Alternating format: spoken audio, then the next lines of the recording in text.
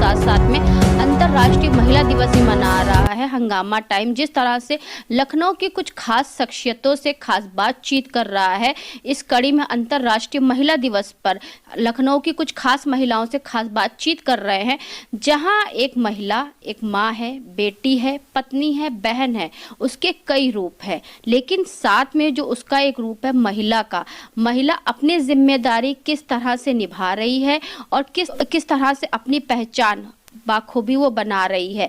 ऐसे ही लखनऊ की कुछ खास महिलाओं से इस अंतर्राष्ट्रीय महिला दिवस पे हंगामा टाइम्स खास बातचीत कर रहा है कि परिवार की जिम्मेदारियों को निभाते निभाते कहीं वो अपनी जिम्मेदारी तो नहीं भूल गई कि वो खुद क्या है, लेकिन कुछ महिलाओं ने अपनी जिम्मेदारी बाखूबी निभाई है, जहां वो एक माँ के रूप में भी सफल है, पत्नी के रूप में भी उन्होंने अपनी जिम्मेदारी निभाई, बहू के रूप में भी जिम्मेदारी निभाई और एक अच्छी बेटी के रूप में भी उन्होंने अपनी जिम्मेदारी निभाई, क्योंकि अच्छी बेटी ही एक अच्छी बहू, अच्छी पत्नी और अच्छी माँ बनती है। इन सभी जिम्मेदारियों को निभाते निभाते वो अपनी भी एक अलग सी जिम्मेदारी जो होती है, अपनी पहचान की जिम्मेदारी, कि किस तरह से अन्य महिलाओं से वो अलग हट करके अपनी पहचान बनाती हैं। क्योंकि आपके नाम के बहुत से लोग होंगे कि जिन्होंने पढ़ाई भी करी आप ही के लेवल की, लेकिन आपने अपनी जिम्मेदारी को निभाते हुए अलग से अपने नाम का किस तरह से अपने नाम को रोशन करा। तो वैसे हमारे साथ में कुसुम पाठक जी आज हैं, जो कि महिला योग शक्ति की संस्थापिका अध्यक्ष भी हैं। निःशुल्क कई वर्षों से वो महिलाओं को योग सिखा रही हैं, उनको स्वस्थ रहना, किस तरह से वो स्वस्थ रह सकती है और स्वस्थ शरीर में किस तरह स्वस्थ मस्तिष्क का निवास होता है, ये भी लोगों को समझाती हैं। तो कुसुम जी, आपका बहुत बहुत स्वागत है। अर्चना, हंगामा टाइम्स न्यूज़ का बहुत बहुत आभार है, बहुत बहुत धन्यवाद है कि आपने इस महिला सशक्तिकरण पर एक ऐसा कार्यक्रम आयोजन किया जिसमें आप लखनऊ क्षेत्र क्या हर क्षेत्र की महिलाओं को लेकर एक अच्छा संदेश देना चाहती हैं, जिससे महिलाएं सशक्त हों। तो जहाँ तक आपने हमारे बारे में क्वेश्चन पूछा है कि एक पत्नी होकर, एक माँ होकर, एक शिक्षिका होकर, एक बहू होकर मैं कैसे अपनी जिम्मेदारियों को बखूबी निभा रही हूँ, तो मैं आपसे कहना चाहूँगी कि एक महिला जो चाहे वह कर सकती है, लेकिन इसमें पुरुषों का सहयोग होना भी बहुत जरूरी है। पुरुषों का सहयोग मतलब सिर्फ जीवन साथी का नहीं, चाहे वो पिता के रूप में हो, चाहे वो पुत्र के रूप में हो, चाहे आपके भाई के रूप में खड़े हों, मित्र के रूप में खड़े हों, या ये भी हो सकता है कि वह आपके जीवन साथी के रूप में भी आपके बैकबोन की तरह आपके खड़े हैं। तो मेरे जीवन का जो अगर जानना चाहोगे तो मैं कैसे इतनी सशक्त हुई और कैसे मैंने अपनी सभी जिम्मेदारियों का निर्वहन करते हुए अपना कार्य किया, तो मेरे पीछे मेरे पूरे घर का हाथ है। उन्होंने मेरे को आगे बढ़ाने में हर उस जगह मदद की जहां मुझे आगे बढ़ने के लिए उनके सहयोग की आवश्यकता थी। तो यहाँ पर आपके माध्यम से मैं ये कहना चाहूँगी, पुरुष भाइयों को भी ये संदेश देना चाहूँगी कि जो भी महिलाएं आपके साथ हैं, अगर वो आगे बढ़ना चाहती हैं तो आप उनका पूरा सहयोग करें। और ये आप मत सोचिए कि हम उन्हें अगर बाहर निकालेंगे तो वो घर की जिम्मेदारियां नहीं निभाएंगी। मैं घर की जिम्मेदारियों को निभाते निभाते मैंने अपनी एक टीचर का भी रोल किया, मैंने शिक्षिका होते हुए वहाँ की भी जिम्मेदारियों को निभाया। मेरी मदर इन लॉ 98 ईयर्स की हैं, मैं उनको भी देख रही हूँ, अपने बच्चे को भी देख रही हूँ। तो ये सारे कार्य करते हुए मैं अपनी जिम्मेदारियों को बखूबी निभा रही हूँ और कहीं भी मुझे ये नहीं लगता कि मैं अपनी किसी भी जिम्मेदारी में जो है वो अपूर्ण हूँ। हाँ, तो मैम जैसे जिस तरह से आप महिलाओं को निःशुल्क योगा सिखाती हैं, तो विगत कितने सालों से काम कर रही हैं? मैं खुद तो योग बहुत सालों से कर रही हूँ, लेकिन रही बात महिलाओं को सिखाने की, तो मैं ये सन 2017 से अपने घर की छत पर निःशुल्क महिलाओं और बच्चों के लिए योग सिखा रही हूँ। शाम को सिखाती हूँ क्योंकि सुबह मैं विद्यालय चली जाती हूँ, तो महिलाओं और बच्चों के लिए ये योग हमारा कार्यक्रम जो है वो चलता रहता है। यानी कि लगभग 8 साल होने वाले हैं। हाँ, 25 मई 2017 को मैंने स्टार्ट किया था और आज तक ये कार्य चल रहा है। और समाज के किन किन क्षेत्रों में है, जैसे महिला योग शक्ति के रूप में तो आपकी संस्था चलती है, हमने बहुत जगह देखा कि आप ऐसे बुजुर्गों के बीच में जाती हैं जहाँ पे उनके अपनों ने उनको छोड़ दिया। हाँ, मुझे बचपन से ही मैं बुजुर्गों के साथ बैठकर उनसे बातचीत करती थी। तो आज जब मैं इस लेवल पे हूँ कि मैं उन्हें कुछ कर सकती हूँ, तो मेरा जन्मदिन अपने घर में परिवार में मनाते हैं, लेकिन मैं ये काम करती हूँ कि जब हमारे परिवार में किसी का भी जन्मदिन हो तो हम लोग वो एक साथ अपना कलेक्शन कर लेते हैं और वो हम साल में एक बार जाके बुजुर्गों के साथ या बाल सदन में जाके उन बच्चों के साथ जो कभी अपना जन्मदिन नहीं मना पाते हैं, तो वहाँ भी टाइम देती हूँ। हमारे क्षेत्र की बहुत सारी महिलाएं हैं, वहाँ पर जाती हैं और उनके साथ हम लोग मिलकर ये कार्य करते हैं। उनके योग की तरफ से कैसे रुझान गया आपका? योग की तरफ से हमारा रुझान फिटनेस को लेके तो हमारा बचपन से ही था। मैम, जिस तरह से जैसे महिलाएं बहुत आगे बढ़ने की कोशिश करती हैं, पढ़ती भी हैं, लिखती भी हैं, कई चीजें, लेकिन उनके जीवन में कुछ ऐसा चीज आ जाता है जिससे वो डिमोटिवेट हो जाती हैं। लेकिन आप एक सफल शिक्षिका भी हैं, आप एक माँ भी हैं, पत्नी भी हैं, और साथ में एक अच्छी बहू भी, जो आपकी, जैसा आपने बताया 98 वर्ष की आपकी सास हो गई, सासू माँ जिन्हें कहते हैं, तो उनकी देखभाल करते करते आप योगा की तरफ से कैसे अपना टाइम निकाल लेती हैं? देखिए, जहाँ चाह वहाँ राह, ये तो आपने सुना होगा। तो मुझे फिटनेस को शुरू से ही लेके मेरे अंदर, मैं हेल्थ कॉन्शियस थी शुरू से, और जब मैं यहाँ पर आई विवाह के बाद तो मैंने देखा मेरी सासू माँ जो हैं वो भी बहुत ही हेल्थ को लेके बहुत ही एक्टिव रहती हैं। तो जब मैंने क्लास शुरू की तो मेरी क्लास की सबसे प्रथम जो मेरी शिष्या हैं वो मेरी सासू माँ हैं, जो आज 98 की हैं। अभी 1-2 महीने से वो बहुत ही वैसे नहीं चल पा रही हैं, लेकिन वरना वो हमारे हर कार्य में मेरा साथ देती थी। और योग तो वो आज तक करती हैं, अगर वो ऑन बेड भी हैं तब भी वो योग और प्राणायाम के प्रति बिल्कुल समर्पित हैं, करती रहती हैं। तो मैं जैसे नॉर्मली जो हाउस वाइफ रहती हैं वो सोचती हैं या तो मैं घर का काम कर लूँ या तो बाहर का काम कर लूँ, वो बाहर निकलना नहीं चाहती, इसके बारे में क्या कहेंगे? देखिए, हम चाहे घर में रहें और चाहे हम जॉब करते हुए समाज सेवा करते रहें, टाइम उतना ही सबके पास होता है। बस डिपेंड करता है कि कौन क्या करना चाहता है।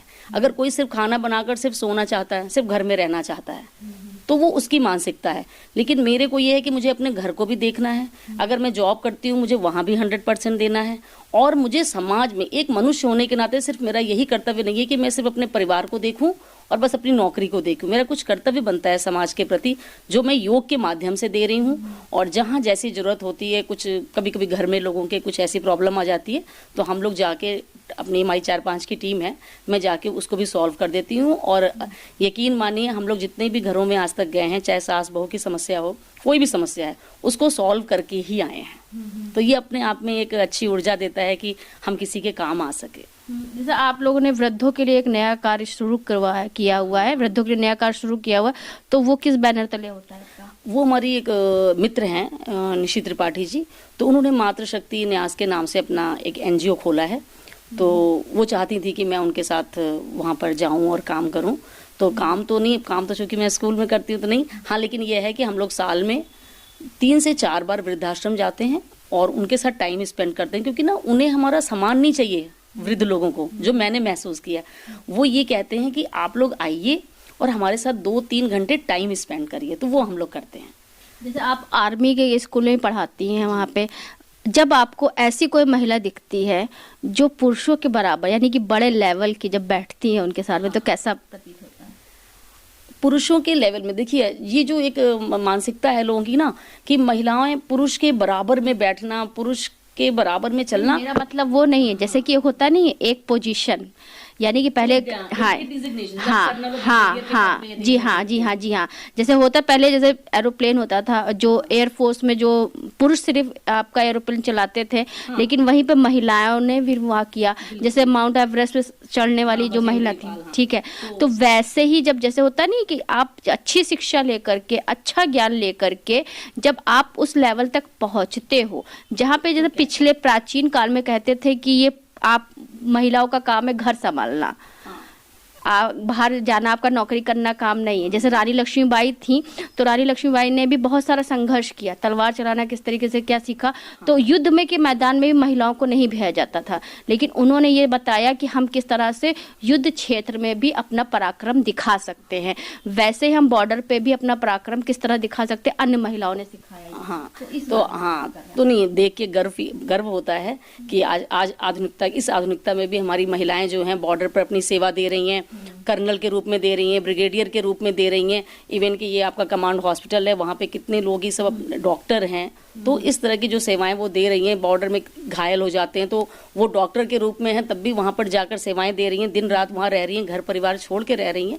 तो ये कहीं ना कहीं महिलाओं का त्याग भी है। और सशक्तिकरण की जो आप आज ये आयोजन लेके चल रहे हो, तो कहीं ना कहीं महिलाओं का सशक्तिकरण हुआ है, और उसके पीछे कहीं ना कहीं हम आज भी कहेंगे कि पुरुषों का बहुत बड़ा योगदान है। वो आज से नहीं है, वो बहुत ही 19वीं सदी से हमारे पुरुष भाई, चाहे वो आप दयानंद को ले लीजिए या राजा राम मोहन राय को ले लीजिए, या अगर आप महिलाओं में भी लेती हैं तो ये अगर हम कहेंगे अहिल्या होलकर को आप देख लीजिए। और सबसे पहली शिक्षिका जिन्होंने कि महिलाओं को सशक्तिकरण के लिए किया है तो उनको हम कहेंगे वो सावित्री बाई फुले थी, जिन्होंने महिला सशक्तिकरण पहली शिक्षिका हैं भारत की। तो सशक्तिकरण का जो आज आपने आयोजन रखा है तो महिलाएं सशक्त हो रही हैं, और पहले 2, 4, 6 महिलाएं होती थी, आज हर क्षेत्र में महिलाएं सशक्त हो रही हैं। सेल्फ डिफेंस के लिए कितना मानती हैं कि महिलाओं के लिए बहुत जरूरी होना चाहिए? सेल्फ डिफेंस हाँ, महिलाओं को कुछ ऐसी टेक्निक आनी चाहिए कि अगर उन्हें आवश्यकता पड़ जाती है तो वो उस सेल्फ डिफेंस तकनीक का इस्तेमाल करके अपनी उस समय के लिए तो अपनी आत्मरक्षा करके और वहां से निकल सके। क्योंकि अभी हाल ही में हमने एक केस सुना है कि बलिया का केस है एक, जहाँ पे 24 से 25 साल की एक महिला के साथ में इस तरह से निर्मम जो है कांड हुआ है, जहाँ पे उसके हाथ और पैरों में कील ठोक दी गई। ऐसे तो अगर जैसे महिलाओं को आत्मनिर्भर तो बन रही हैं, लेकिन जब आत्मरक्षा का जैसे कहते हैं कराटे हो या कुछ भी हो, अगर बेसिक ज्ञान 1st क्लास से 5th क्लास तक अगर स्कूलों में कंपलसरी कर दिया जाए तो ऐसी जो वारदातें होती हैं तो उस पर कहीं ना कहीं अंकुश लगता है। नहीं, अंकुश लगता है। और देखिए ये जो इस तरह की वारदातें होती हैं तो इसमें कहीं ना कहीं बहुत ही गंदी मानसिकता के लोग इसमें लिप्त होते हैं। तो हम ये कहेंगे कि पहली बात तो महिलाएं अपना ध्यान रखें और कोशिश करें कि जो एक पहले का एक टाइम कहा गया था, आप आत्मनिर्भर बनिए, आप सशक्त भी होइए, लेकिन थोड़ा सा जो होता है ना सीमाएं, उन सीमाओं के थोड़ा सा आप ध्यान रखेंगे तो शायद ऐसी वारदातें भी बंद हो जाएं। और किसी की गलत मानसिकता को हम नहीं बदल सकते, हाँ आत्मरक्षा के द्वारा हम अपनी रक्षा कर सकते हैं। तो सेल्फ डिफेंस की जो टेक्निक है वो सभी को आनी चाहिए। जैसे शिक्षिका हैं आप, तो शिक्षिका के तौर पे जैसे बच्चों में ऐसी चीज़ों को अगर जागरूक करना हो कि किस तरह से गुड टच या बैड टच हो, या लड़कों को भी जैसे अपनी घर में आप कैसे माँ से बहन से आप बिहेवियर करते अन्य लड़कियों से किस तरह से करें, तो कैसे? नहीं, मैं बच्चों के हम लोग के यहाँ वैसे भी वैल्यू एजुकेशन की क्लासेस चलती हैं बच्चों की, और वैसे भी ज़रूरी नहीं कि हमें एक टीचर होने के नाते मैं अपना सिर्फ हिंदी सब्जेक्ट ही पढ़ाती हूँ। अगर आप मेरे पढ़ाए हुए इन 15 साल से तो मैं आरबी स्कूल में हूँ, तो मेरे पढ़ाए हुए जो बच्चे हैं अगर आप उनसे कभी भी मिलेंगी, कभी आप इंटरव्यू के माध्यम से भी अगर उनका रखिए, और तो आप उनसे पूछिए, पढ़ाने के साथ साथ मैं उन्हें इतनी मॉरल टीचिंग देती हूँ और बच्चे मुझे एज अ मदर ही ट्रीट करते हैं कि हाँ मैम ये बात कह रही हैं सही है। और बालक और बालिकाओं का चूंकि हमारा स्कूल है तो मैं बालक और बालिकाओं को बराबर महत्व देती हूँ, इसमें किसी भी प्रकार का भेदभाव नहीं करती हूँ, और उन्हें ये बात समझाती हूँ बेटा कि चाहे ये लड़कियाँ हैं, ये बालिकाएं आपके साथ पढ़ रही हैं, को एजुकेशन है, लेकिन ये भी कहीं ना कहीं आप जब आपके घर में बहन है, माँ है, तो आप उसी तरह से इनसे भी ट्रीट करिए। तो बच्चे हैं, बहुत अच्छे बच्चे हैं। और मैं कभी ऐसा लगा कि जीवन एक संघर्ष है? कभी हमेशा लगा, कभी की तो बात ही नहीं है, जीवन एक संघर्ष है। अब उसको ये आप पर डिपेंड करता है कि आप उसको हर्ष के साथ लेकर चलते हैं या संघर्ष को ही मानकर चलते हैं। हम तो ये मानते हैं संघर्ष, यानी कि हमारे साथ में हमेशा हर्ष रहता है। संघर्ष को आप खुशी खुशी लेकर चलिए, एकदम कुछ उतार चढ़ाव नहीं होगा जीवन में, तो भी आपको बोर लगे, करने के लिए कुछ बचेगा ही नहीं। तो संघर्ष है तो हर्ष भी है। क्योंकि आपके स्कूल में एक प्रोग्राम हुआ था, मैं शक्ति हूँ मैं कर सकती हूँ, मैं शक्ति हूँ मैं कर सकती हूँ और मैं कभी नहीं झुकती हूँ। हाँ, तो ये सही बात है, मैं शक्ति हूँ मैं कर सकती हूँ, और ये बात सच है। ये खासतौर से बालिकाओं के लिए कहा गया है कि मैं शक्ति हूँ मैं कर सकती हूँ, और ये हर महिला में ये बात रहती है। जैसे आप हैं तो आप में भी ये बात है कि मैं शक्ति हूँ मैं कर सकती हूँ। वही चीज़ मेरे अंदर भी है, मेरी मदर इन लॉ में भी है, और जितने भी लोगों से हम लोग मिलते हैं तो सभी नारियों के अंदर ये शक्ति है, वो कर सकते जो चाहें। बस इसमें यह है कि उन्हें अपनी बात रखनी होगी कि हम ये करना चाहते हैं, तो घर वालों को भी उनकी बात को मान देना है और उन्हें आगे बढ़ाना है, जो कि आज नारी सशक्तिकरण के अवसर पर आपके माध्यम से मैं सभी को बधाई भी देना चाहूंगी। अच्छा मैम, ये बताइए, जैसे आप जब बेटी थी, हाँ, यानी कि आपके मायके की बात हम कर रहे हैं, तो आपकी फैमिली में कितने लोग थे? हमारी फैमिली में देखिए, अगर आप बिल्कुल वो एकल परिवार पूछेंगी तो माता पिता 5 बहन 4 भाई। अच्छा, ठीक है, ये हमारा एकल परिवार जिसे आज के जमाने में कहते हैं। तो लेकिन बेटा बेटी की शिक्षा में कोई फर्क नहीं, मेरे पिताजी ने और माताजी ने कभी फर्क नहीं किया। 5 लड़कियों को भी पढ़ाया, 4 बेटों को बढ़ाया। और खाना पीना, हमारे टाइम पे तो खाने पीने में भी जब गांव जाते थे, हम लेके जाते थे, तो मैंने वहाँ भी देखा है चाची लोग जैसे कि थोड़ा सा वो करती थी कि इनको क्यों आप इस तरह से पढ़ा रहे हो, इनकी शादी करो। तो मेरे पापा मम्मी ने हमेशा हम लोगों के लिए, ये समझ लीजिए, उन्होंने लड़ाई की है, फाइट किया है, दादाजी से भी किया है कि नहीं लड़कियों को पढ़ाने दीजिए। तो हमारे खानदान में पढ़ाने का जो है वो मेरे पिताजी ने, मेरे पिताजी भी 7 भाई, तो उन्होंने ये लिया कि नहीं हम पढ़ाएंगे अपनी बेटियों को। मैंने इसलिए पूछा कि कुछ कुछ परिवारों में ये होता है कि लड़का इंग्लिश मीडियम पढ़ेगा, लड़की हिंदी मीडियम पढ़ेगी, लड़का हर जगह जाएगा, लड़की नहीं जाएंगी, लड़कों को 20, 25, 30 साल तक पढ़ाया जाएगा, लड़कियों को 18, 19, 20 साल में उनकी शादी कर दिया जाएगा। नहीं, मेरे यहाँ ऐसा कुछ नहीं था। हमारे पिताजी ने शुरू से ही कहा था कि मैं अपने सारे बच्चों को पढ़ाऊंगा। उन्होंने अपने पिताजी से इस बात की परमिशन ली थी, और वो गांव से हम लोगों को लेके लखनऊ आए थे। हम लोग ऐशबाग में रहे हैं, तो उन्होंने सभी को कहा जितना पढ़ना है बेटा पढ़ो। फिर एमए के बाद पिताजी ने हमारी शादी की। तो कितना मानते हैं कि लड़कियों के लिए उच्च शिक्षा बहुत जरूरी है? लड़कियों के लिए उच्च शिक्षा भी जरूरी है, और उच्च शिक्षा के साथ साथ संस्कार भी जरूरी है, जो माता ही देती है। वो संस्कार पिता नहीं दे पाएगा, संस्कार माता को ही देना पड़ेगा, जो हमारी माँ ने हमें दिया कि आप कितना भी पढ़ाई लिखाई कर लो, लेकिन आप ये नहीं सोचो कि जब हम ससुराल जाएंगे तो हम पढ़े लिखे हैं तो हम घर नहीं संभालेंगे, हम काम। आप सारे कार्यों को करते हुए अपनी पढ़ाई का, वो आप पढ़ाई का मतलब ये स्त्रियों को पढ़ाना क्यों शुरू किया, ताकि वो अपने बच्चों को पढ़ा सकें। तो सारे काम करते हुए, सभी को प्रसन्न रखते हुए, और हाँ, घर वालों को भी उस लड़की का जो दूसरे घर से आई है उसका ख्याल रखते हुए, जो कि मुझे मिला। मुझे अपनी सास का बहुत प्यार मिला, जेठानियों का भी मिला, सबका मिला। मुझे कभी प्यार में कमी नहीं आई। और रही बात संघर्ष की, तो संघर्ष तो हर एक के जीवन में होता है, उससे मैं कभी डरी नहीं। किसी ने सही कहा है कि जब एक लड़की पढ़ती है तो पूरा परिवार पढ़ता है, पूरा परिवार पढ़ता है तो पूरा समाज पढ़ता है, पूरा समाज जब पढ़ता है तो पूरा देश पढ़ता है।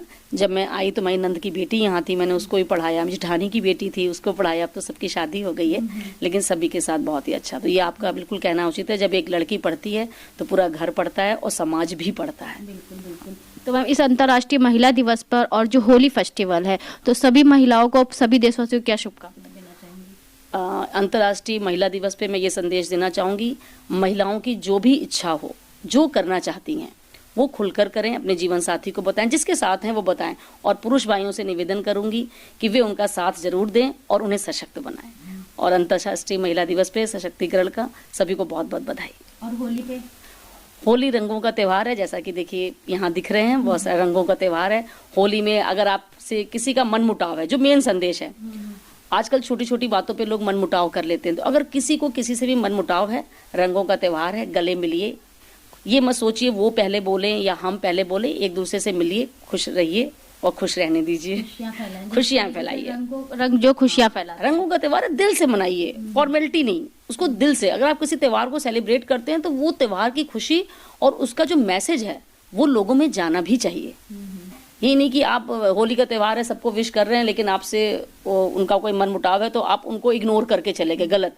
आप त्यौहार मना रहे हैं, तो आपका अगर मन मुटाव है भी, लेकिन आप उस दिन भूल जाइए, उसको भी कलर लगाइए, बड़े हैं तो पैर छूइए, छोटे हैं तो गले लगाइए, और होली के त्यौहार को खुश होकर मनाइए। हैप्पी होली। हैप्पी होली। तो ये थी हमारे साथ में खास शख्सियत के रूप में कुसुम पाठक जी, जो कि महिला योग शक्ति की संस्थापिका है, अध्यक्ष भी है। समाज के कई क्षेत्रों में वो अपनी भूमिका बाखूबी निभा रही हैं, जहाँ पे वो माँ भी हैं, बहन भी हैं, बेटी भी है और बहू भी हैं, साथ में वो पत्नी भी हैं। तो इस तरह से हम अन्य महिलाओं से बात कर रहे हैं कि किस तरह से वो अंतर्राष्ट्रीय महिला दिवस पे क्या विशेष कर रही है, और साथ में किस तरह से उन्होंने अपनी एक अलग पहचान बना के रखी है। हमारा जो फेस्टिवल आ रहा है वो होली का त्यौहार आ रहा है, जहाँ पे 8 मार्च को अंतर्राष्ट्रीय महिला दिवस मनाया जाएगा। वहीं उसके कुछ दिन बाद जो है होलिका दहन भी होगा और होली भी लोग मनाएंगे।